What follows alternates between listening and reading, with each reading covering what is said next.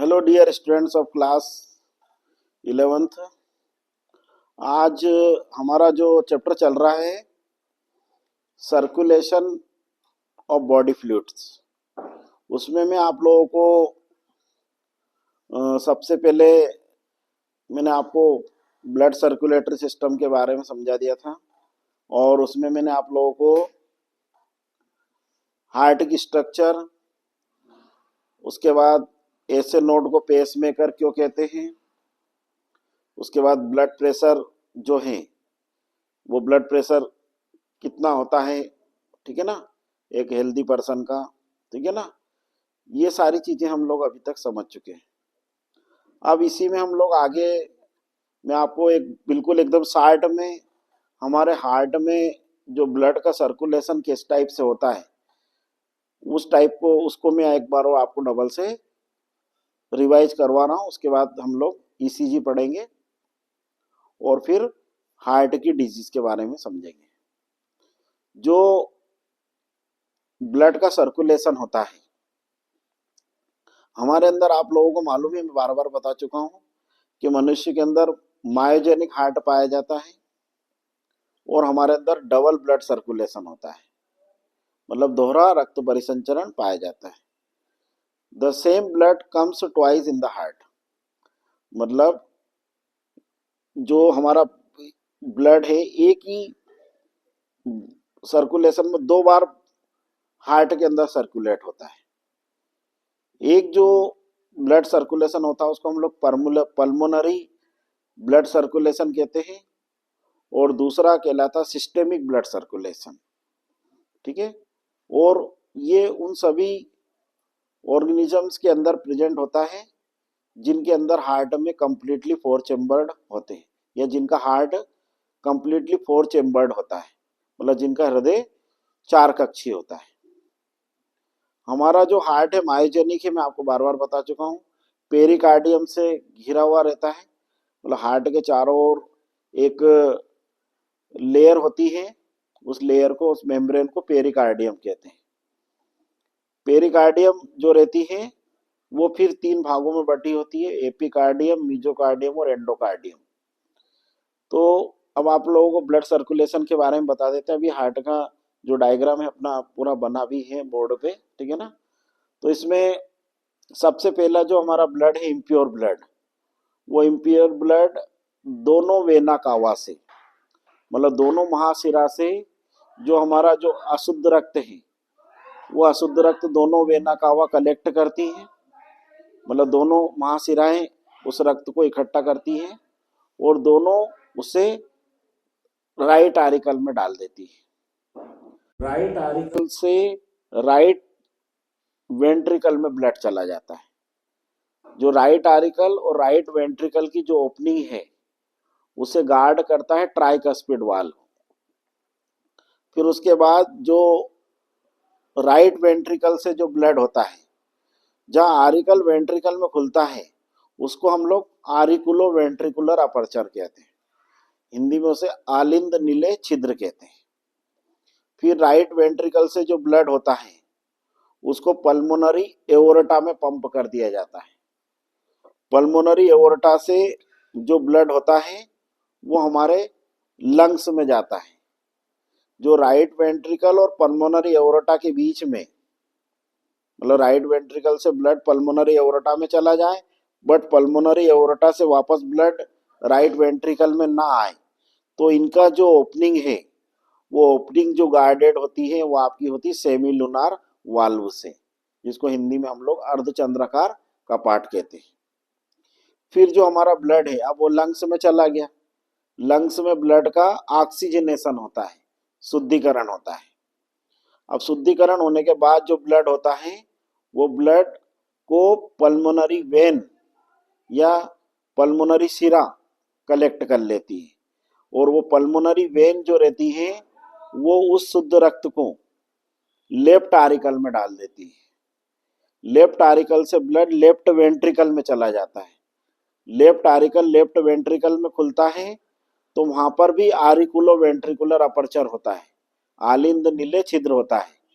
और वो जो आलिंद नीले जो छिद्र रहता है उसको यहाँ पे गार्ड करता है आपका बाइकास्पिड वाल्व, है ना। और बाइकास्पिड वाल्व से जो गार्ड करता है, तो जैसे ही लेफ्ट आरिकल से ब्लड लेफ्ट वेंट्रिकल में जाता है तो वो वाल्व खुलता है, और जैसे लेफ्ट आरिकल से ब्लड लेफ्ट वेंट्रिकल में चला जाता है वाल्व बंद हो जाता है। ठीक है। फिर लेफ्ट वेंट्रिकल या बाएं नीले से जो रक्त होता है वो दैहिक महाधमनी में जाता है, सिस्टेमिक एओर्टा में जाता है शरीर में पंप होने के लिए। तो जो लेफ्ट वेंट्रिकल और सिस्टेमिक एओर्टा मतलब दैहिक महाधमनी के बीच में अर्धचंद्राकार कपाट होता है, जिसको हम अंग्रेजी में सेमी लूनार वाल्व या मिट्रल वाल्व कहते हैं। ठीक है। फिर वहां से जो ब्लड होता है वो पूरे बॉडी में सर्कुलेट हो जाता है शरीर के। वहां से फिर अलग अलग आर्गन में जाने वाली जो धमनियां होती है, जो आर्टरी होती है, वो ब्लड को अलग अलग बॉडी पार्ट में ले जाती है। फिर बॉडी पार्ट में वो ब्लड जो रहता है वहां पे ऑक्सीजन को डिस्ट्रीब्यूट करता है और CO2 को वापस ले लेता है। फिर वापस ब्लड वो का वही हार्ट में आ जाता है। इस टाइप से हमारे बॉडी में ये ब्लड का सर्कुलेशन होता है। इस टाइप के ब्लड सर्कुलेशन को हम लोग डबल ब्लड सर्कुलेशन या हिंदी में दोहरा रक्त परिसंचरण कहते हैं। और अब इस रक्त परिसंचरण में यदि कोई बाधा अवरोध उत्पन्न होती है, मतलब या तो ब्लड सर्कुलेशन किसी कारण से रुक जाता है, ठीक है ना। यदि किसी ब्लड सर्कुलेशन रुकने का सबसे बड़ा कारण है चोट लगना, हार्ट में यदि कोई इंजरी हो जाती है या कोई फोर्सफुल कोई व्यक्ति मतलब किसी से चीज से टकरा जाता है ना, या उसके हार्ट में डायरेक्ट कोई चोट लग जाती, कोई चीज से वो बहुत मतलब बुरी तरीके से टकरा गया, है ना, तो फोर्सली टकरा गया बलपूर्वक, तो ऐसी कंडीशन में हमारा जो हार्ट जो है उसमें जो ब्लड होता है वो ब्लड का सर्कुलेशन रुक जाता है। इसे हम लोग हृदय अवरोध कहते हैं, अंग्रेजी में कहते हैं हार्ट ब्लॉक, है ना। और इसमें इंसान की मृत्यु हो जाती है। तो हार्ट ब्लॉक इसे कहते हैं। एक होता है हार्ट अटैक। हार्ट अटैक में क्या होता है, जिसको हिंदी में हम लोग हृदय घात कहते हैं, है ना। तो हार्ट अटैक से रिलेटेड जो क्वेश्चन है परीक्षा के अंदर ऐसा आता है कि हालांकि हार्ट अटैक डायरेक्ट नहीं पूछते, वो इस टाइप से पूछते हैं कि हाइपरटेंशन क्या है, उच्च तनाव या अति तनाव क्या है, ठीक है ना। तो उच्च तनाव के या हाइपरटेंशन के बहुत सारे कारण होते हैं। एक तो एज फैक्टर भी रहता है ना, मतलब उम्र का कारक भी होता है, मतलब ठीक है ना।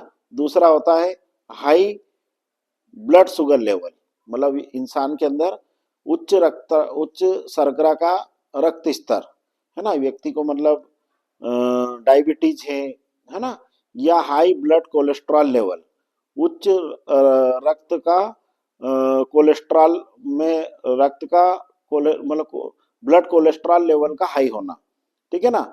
ये इसके अलावा एनेक्सिटी, है ना, व्यक्ति को कभी मान के चलो किसी चीज की चिंता है, फिक्र है, ठीक है ना।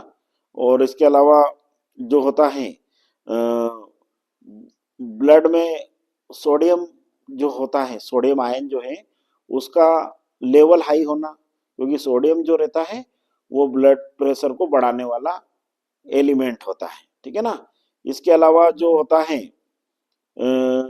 मान के चलो किसी व्यक्ति के अंदर एल्कोहल का वो लगातार कंजप्शन करता है, एल्कोहल के अत्यधिक सेवन से या प्रोलॉन्ग्ड स्मोकिंग से, है ना, मतलब लंबे समय तक धूम्रपान करने से, ये सारे फैक्टर्स होते हैं हाइपरटेंशन के पीछे। तो हाइपरटेंशन ये होता है, हाइपरटेंशन का मतलब होता है हमारे ब्लड प्रेशर का बढ़ना। एक सामान्य और स्वस्थ इंसान का जो ब्लड प्रेशर होता है, यदि हम लोग स्फिग्नोमेनोमीटर से ब्लड प्रेशर को नापे, ठीक है ना, तो नॉर्मल कंडीशन में जो ब्लड प्रेशर होता है वो जो आपका जो ब्लड प्रेशर होता है 120 mmHg बाय 80 mmHg होता है, ठीक है ना, जिसको हम लोग सिस्टोलिक और डायस्टोलिक ब्लड प्रेशर कहते हैं, ठीक है ना। अब जैसे अपन ने मान के चलो किसी व्यक्ति का ब्लड प्रेशर नाप रहे स्फिग्नोमेनोमीटर से, तो मरकरी कहाँ तक जाना चाहिए 120, और 120 से अगर 130 तक भी एक्सीड हो जाती ना, इसको भी नॉर्मल की कैटेगरी में ही मानते हैं, है ना, क्योंकि +-10 का वो एक एरर रखते हैं, ठीक है ना। फिर उसके बाद जब हम लोग उसको उसके वाल्व को मतलब उसको ढीला करेंगे, और जब वो ब्लड नीचे मतलब वो मरकरी जब नीचे आएगी, ठीक है ना, जब हमारे ब्लड ब्लड वेसल्स में से ब्लड जो निकलेगा वो एम्प्टी हो जाएगी, खाली हो जाएगी, तो हमारा ब्लड प्रेशर आना चाहिए आपका 80 mmHg, है ना। अगर ये ब्लड प्रेशर का मानक आता है 120/80 mmHg, this is considered as a normal blood pressure.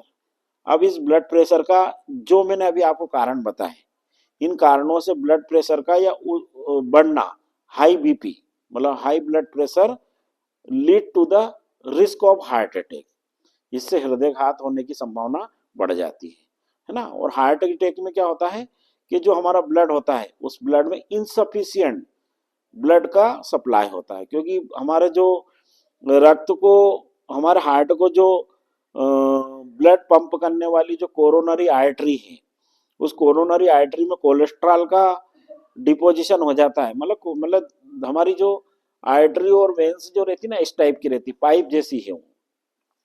अब उनमें ये इतना स्पेस है ब्लड को फ्लो होने के लिए।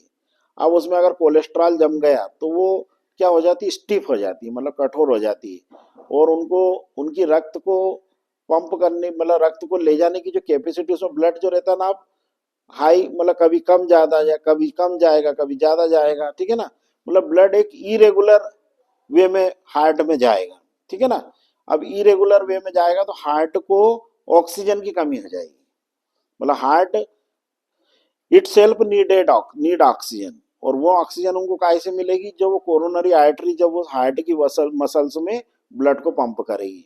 अब यदि हार्ट में ऑक्सीजन की कमी हो जाएगी, हार्ट की जो कार्डियक मसल्स हैं, उन कार्डियक मसल्स को अगर ऑक्सीजन सही मात्रा में नहीं मिलेगी तो वो कंट्रैक्ट होना बंद हो जाएगी, और वो कंट्रैक्ट होना बंद हो जाएगी तो उसके कारण से व्यक्ति को अटैक आएगा। This is called heart attack या हृदयघात, ठीक है ना। अब ये हार्ट अटैक में क्या होता है कि सिंपल सिम्टम क्या आता है, चेस्ट पेन, मतलब छाती में दर्द होना, है ना।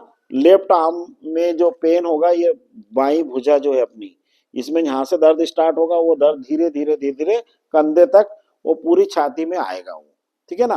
तो चेस्ट पेन होना, जिसको एंजाइना पेक्टोरिस भी कहते हैं, ठीक है ना, ये मतलब प्राइमरी सिग्नल है मतलब हार्ट अटैक के, है ना।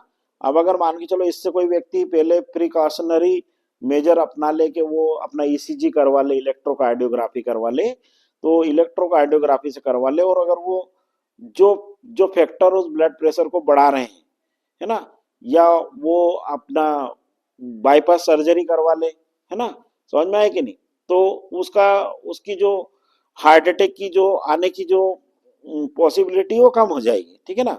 और जब भी हार्ट अटैक आता है हमारा हार्ट श्रिंक हो जाता है, हमारा हृदय का जो आकार होता है वो छोटा हो जाता है, और उसके कारण से व्यक्ति की जो वर्क एफिशिएंसी होती है धीरे धीरे कम हो जाती है। और यूँ मान के चलना, फर्स्ट अटैक अगर माइनर आया तो जो सेकंड अटैक होता है वो फिर मेजर आता है, और मेजर अटैक, और हालांकि डेथ दोनों ही कंडीशन में हो सकती है, इट्स डिपेंड अपॉन कि किस इंटेंसिटी से हार्ट अटैक आया है, ठीक है ना। तो हार्ट अटैक आने से पहले चेस्ट पेन होता है, एंजाइना पेक्टोरिस होता है, ब्लड प्रेशर राइज होता है, एकदम हार्ट अटैक नहीं आता है, ठीक है ना। तो हाइपरटेंशन का क्वेश्चन आता है, तो हाइपरटेंशन मैंने आप लोगों को ये बता दी कि कोई व्यक्ति अल्कोहल का सेवन करने से, धूम्रपान करने से, ब्लड कोलेस्ट्रॉल लेवल बढ़ने से, हाई ब्लड शुगर होने से, ये मतलब उम्र का भी एक फैक्टर रहता है कि जैसे ओल्ड एज व्यक्ति हैं, ठीक है ना, या चिंता तनाव, है ना, ये सारे risk factor involve during heart attack, ठीक है ना।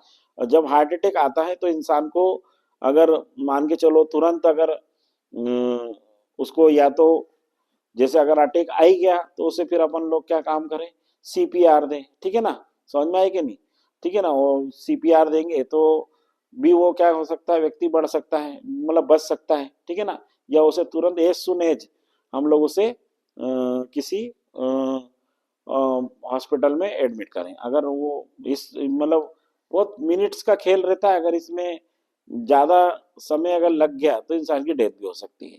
तो हार्ट ब्लॉक और हार्ट अटैक में बहुत बड़ा अंतर है। हार्ट ब्लॉक किसी को भी हो सकता है, किसी भी समय हो सकता है, पर हार्ट अटैक आने के पहले बॉडी के अंदर कुछ सिम्टम्स अपीयर होने लगते हैं। उन सिम्टम्स को अगर अपन धीरे धीरे अगर कैसे कर सकते हैं, हम लोग थोड़ा साल्ट को कम रिड्यूस कर दें अपने फूड में, शुगर इंटेक कम कर दें, शक्कर लेना, एल्कोहल कंजप्शन बंद कर दें, स्मोकिंग बंद कर दें, डेली एक्सरसाइज करें, योगा करें, प्राणायाम करें, वॉकिंग करें, रनिंग करें, साइकिलिंग करें, रस्सी कूदें, है ना। इस टाइप के अगर एक्टिविटी अगर अपन फिजिकल एक्सरसाइज को अगर करेंगे तो धीरे धीरे व्यक्ति के चांस है कि उससे फिर वो इस चीजों से बच सकता है, हार्ट अटैक से। और हार्ट ब्लॉक किसी को भी हो सकता है और कभी भी हो सकता है, ठीक है ना। इसके अलावा एंजाइना पेक्टोरिस मैंने आपको बता ही दिया, ठीक है ना। इसके अलावा जो हमारी जो अभी मैंने आपको बताया था कि जो ब्लड वेसल्स होती है, वो ब्लड वेसल्स में क्या होता है, कोलेस्ट्रॉल और कैल्शियम का डिपोजिशन हो जाता है, जिसके कारण से वो उनकी उनमें कठोरता आ जाती है, स्टिफनेस आ जाती है। इसको हम लोग आर्टेरियोस्क्लेरोसिस कहते हैं। ये भी एक मेजर कॉज है। ये it also lead to the heart attack, ठीक है ना, आर्टेरियोस्क्लेरोसिस। इसके अलावा वाल्वुलर प्रॉब्लम हो, अगर वाल्व में कोई प्रॉब्लम हो तो वाल्व में डिफेक्शन होता है, उसके कारण से भी हार्ट अटैक आ सकता है, ठीक है ना। तो ये सारे इसमें से जो क्वेश्चन आएगा वो हाइपरटेंशन का ही आएगा ज्यादा से ज्यादा, ठीक है ना। हाइपरटेंशन क्या है। अब अगर मान के चलो कोई व्यक्ति ये चेक करना चाहता है कि उसका हार्ट में कोई प्रॉब्लम तो नहीं है, उसका हार्ट प्रॉपर वर्क कर रहा है कि नहीं कर रहा है, तो उसका इसका डायग्नोस्टिक टेस्ट होता है ईसीजी, जिसको हम लोग इलेक्ट्रोकार्डियोग्राफी कहते हैं।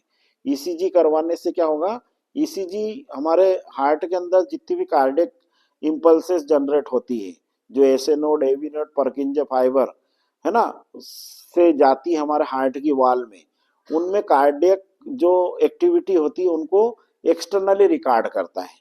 ये कंप्यूटराइज मशीन होती है जो हॉस्पिटल्स रहते हैं उनमें रहते हैं। उसमें क्या काम करते हैं, जो पेशेंट होता है उसको, पेशेंट को के चेस्ट और बैक वाले रीजन में कुछ इलेक्ट्रोड्स लगा देते हैं, ठीक है ना। और वो इलेक्ट्रोड्स हमारे हार्ट की जो कार्डियक एक्टिविटीज होती है, उन कार्डियक एक्टिविटीज को कंप्यूटर पे रिकॉर्ड करते हैं। उस ईसीजी, नॉर्मल ईसीजी अगर व्यक्ति का आया तो उससे कोई प्रॉब्लम नहीं होती, पर ईसीजी में ईसीजी का रिपोर्ट जो रहता है, वो ईसीजी का रिपोर्ट जो रहती है उसके बेसिस पर डॉक्टर सजेस्ट करते हैं कि उसको क्या प्रिकॉशन बरतना चाहिए एज ए, क्योंकि उसको अगर उसमें ईसीजी नॉर्मल नहीं आया, उसका ईसीजी गड़बड़ आया, तो person said to be the heart patient, फिर वो हृदय रोगी कहलाएगा, ठीक है ना। फिर उसे डॉक्टर जो भी एडवाइस देते हैं कि उसे क्या क्या प्रिकॉशंस बरतना चाहिए, वो प्रिकॉशन अगर वो बरतेगा तो वो can survive for long period of time, ठीक है ना।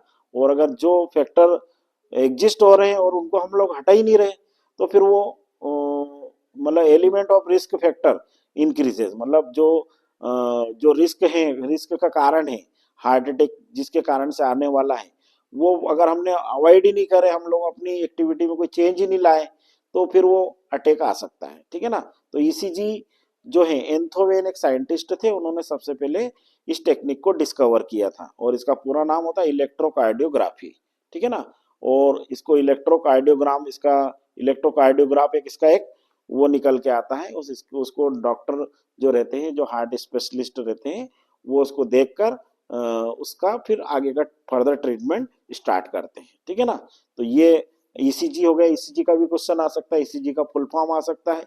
तो बच्चे क्या करते हैं, ईसीजी का क्वेश्चन आता है तो वो क्या कर देते हैं कि हृदय रोगों के उपचार की तकनीक है। तो मैं आपको फॉर काइंड ऑफ इंफॉर्मेशन आपको बता दूं कि ये हृदय रोगों के उपचार की तकनीक नहीं है, यह हृदय रोगों के निदान की तकनीक है।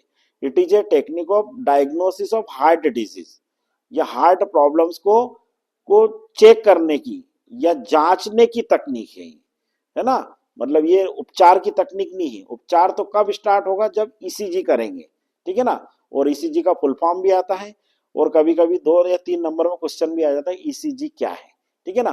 तो उस ईसीजी में आपको फिर एक नॉर्मल पर्सन का ईसीजी भी बनाना पड़ेगा, ठीक है ना, नॉर्मल पर्सन का ईसीजी कैसा आता है, ठीक है ना। तो ये ईसीजी हमारी जो कार्डियक एक्टिविटी है, उन कार्डियक एक्टिविटी को एक्सटर्नली मेजर करने की, जो इंटरनल हो रहा है उसको एक्सटर्नल मेजर करने की एक तकनीक है, ठीक है ना। इसको एंथोवेन एक साइंटिस्ट थे, उन्होंने खोजा था, ठीक है ना। और ब्लड प्रेशर को मेजर करने के लिए स्फिग्नोमेनोमीटर होता है, स्पिग्नोमेनोमीटर से। ये भी क्वेश्चन आता है कि which instrument is use to measure the blood pressure, मतलब रक्तदाब का मापन करने के लिए कौन से उपकरण का उपयोग किया जाता है, तो उसका नाम होता है स्पिग्नोमेनोमीटर। और हृदय ध्वनि को सुनने का जो इंस्ट्रूमेंट है उसका नाम होता है स्टेथोस्कोप। तो ये दोनों क्वेश्चन भी परीक्षा के अंदर आते हैं। और मैं आपको प्रीवियसली बता ही चुका हूँ, हार्ट साउंड का नाम होता है लब और डब। तो हमारे हृदय में केवल दो ही ध्वनि आती है, लब डब, ठीक है ना। यदि अगर नॉर्मली तो यही आती है लब और डब। वो तो अपन केस केस के मैटर में समझ रहे कि वालों में अगर कोई प्रॉब्लम है तो फिर मरमर साउंड आता है हार्ट में, ठीक है ना। तो जनरली अगर ऐसा क्वेश्चन आए कि हमारे हृदय ध्वनि के नाम लिखिए, right the name of heart sounds, तो उसमें आपको लब और डब लिखना है, ठीक है ना। इसके अलावा पल्स रेट बता दिया था 72 पर मिनट होती है, ठीक है ना। और हमारा हार्ट मायोजेनिक होता है। और जो हमारा हार्ट में जो ब्लड प्रेशर होता है वो 120 mmHg बाई 80 mmHg होता है, जो कि दो प्रकार का होता है, सिस्टोलिक और डायस्टोलिक ब्लड प्रेशर, ठीक है ना। तो ये आपको याद होना चाहिए, ये सारे क्वेश्चन आता है। इसके अलावा बीपी की डेफिनेशन भी आ जाती है, ब्लड प्रेशर क्या है, ठीक है ना। तो हृदय जब रक्त को पंप करता है तो जो रक्त वाहिकाओं की भित्तियों के ऊपर जो पड़ने वाले दाब को रक्त दाब कहते हैं। The pressure exert on the blood vessels, blood when the blood is pumped by heart in the blood vessels, this is called blood pressure and it is of two type, systolic blood pressure and diastolic blood. एक को हिंदी में बोलते प्रकुंचनी रक्तदाब और एक को बोलते अनुशिथिलन रक्तदाब। हिंदी हिंदी में ये कहते हैं और अंग्रेजी में सिस्टोलिक और डायस्टोलिक ब्लड प्रेशर कहते हैं, ठीक है ना। तो ये भी क्वेश्चन परीक्षा के अंदर पूछा गया कि बीपी क्या है, ब्लड प्रेशर या रक्तचाप या रुधिर दाब क्या है, ठीक है ना। तो ये हमारा हार्ट से रिलेटेड छोटे बड़े क्वेश्चन थे। पर अब आपको मैं फिर बार बार कह रहा हूँ, दो ही क्वेश्चन बहुत ज्यादा इंपॉर्टेंट है। एक तो हार्ट की स्ट्रक्चर और एक ही आता है कि why the pacemaker, why the SA node is called pacemaker of human heart, मतलब एसे नोड को हमारे मानव हृदय का पेस मेकर क्यों कहते हैं। इसके अलावा जो हमारा एसे नोड और एवी नोड में क्या डिफरेंस होता है, ये क्वेश्चन भी परीक्षा के अंदर पूछ सकते हैं, ठीक है ना। तो ये दो क्वेश्चन। इसके अलावा ये भी आ सकता है, दोहरा रक्त परिसंचरण क्या है, what is double blood circulation. तो उसमें आपको लिखना है कि जितने भी स्तनियों में और पक्षियों में चार कक्षी हृदय पाया जाता है, तो इन जीवधारियों में जिनमें पूर्ण रूप से चार कक्षी हृदय पाया जाता है, उनमें दो प्रकार से ब्लड सर्कुलेट होता है। एक होता है पल्मोनरी रक्त परिसंचरण और एक होता है दैहिक रक्त परिसंचरण। चूंकि सेम रक्त हृदय में दो बार परिसंचरित होता है, इस प्रकार के रक्त परिसंचरण तंत्र को दोहरा रक्त परिसंचरण तंत्र या डबल ब्लड सर्कुलेशन कहते हैं, ठीक है ना। इसको इंग्लिश में कैसे लिखेंगे, in all organism which is having completely four chambered heart the blood comes twice in their heart, ठीक है ना। First one is called pulmonary blood circulation and second one is called systemic blood circulation because the same blood circulated twice in the heart, hence it is called a double blood circulation।